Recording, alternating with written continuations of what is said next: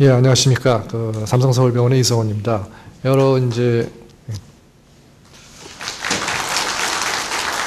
사실 조루증이라는 거는 저도 어렸을 때부터 전봇대를 지나다 보면은 항상 붙었던 게 성병과 같이 조루병 이런 게 항상 있었습니다. 이게 이제 우리나라뿐만 아니라 역사적으로 보면은요.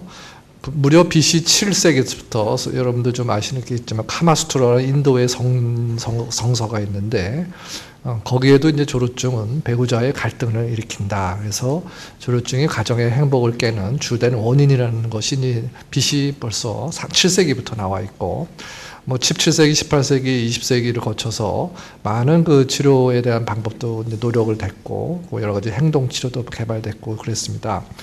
그런데 이제 앞으로 다음 연자신 치료에 대해서 자세히 했지만은 이렇게 이제 조루증에 대한 치료를 원하는 거는 그만큼 조루증이라는 게 단순한 행동의 변화가 아니라 이제 어떤 병적인 상태다. 그런 것을 이제 보여주는 겁니다. 많은 조루증을 갖고 계시는 분들은 본인이 조루증이 있는지도 잘 모르시는 분이 있는 이유는 다른 질환과 달리 조루란 것은 조루증이 있다고 해도 사정을 못하는 게 아닙니다. 그러니까 성반응이 너무 빨라서 문제가 되는 건데 이런 본인만의 성반응이 빠른 것이 본인한테도 스트레스가 되고 배우자한테도 이제 불만족의 원인이 됩니다. 다시 말해서 조루증이 있게 되면은 부부관계가 깨지는 시금석이 된다고 하겠습니다. 다음 시간에 역학에 대해서 자세히 하겠지만은 우리 조루증이라는 것이 이게 어쩌다 있는 질환은 아닙니다. 여기 계신 분들 우리 젊은 사람이나 나이 드신 분이나 다 마찬가지로 약 27% 내외 우리나라의 한 27% 내외 대충 잡으면 3명에 1명은 조루증이 있다고 볼 수 있겠습니다.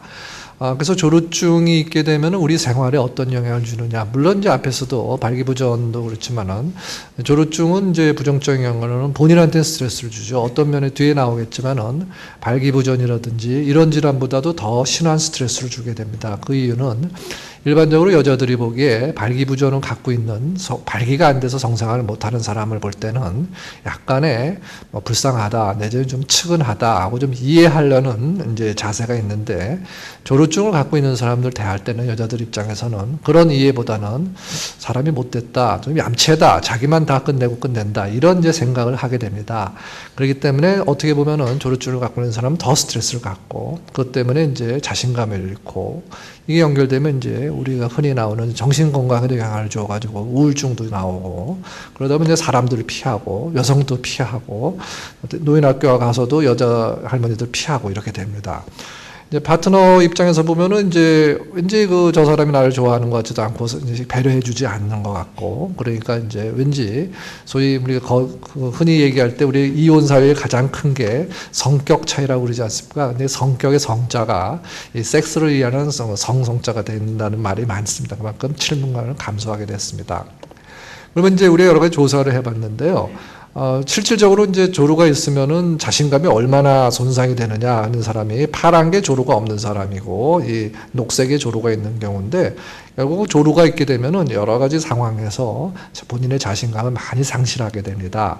그리고 이러다 보니까 부부관계, 성관계 빈도도 조루가 없는 사람에 비해서 많이 감소하게 되고 그리고 이제 감소하는 정도가 매우 보통 감소한 사람이 한 반 그리고 어느 정도까지는 다 감소하는 걸 볼 수 있습니다. 그래서 조루라는 게 내가 적당히 성생활 하면 되죠 이렇게 넘지 말고 그것도 이제 결국 발기와 마찬가지로 부부 생활을 깨는 큰 원인이 되고 특히 이제 노년에 내지는 중년 이후에 생활의 상황을 나쁘게 하는 원인이 되므로 좀 적극적으로 치료하실 필요가 있겠습니다.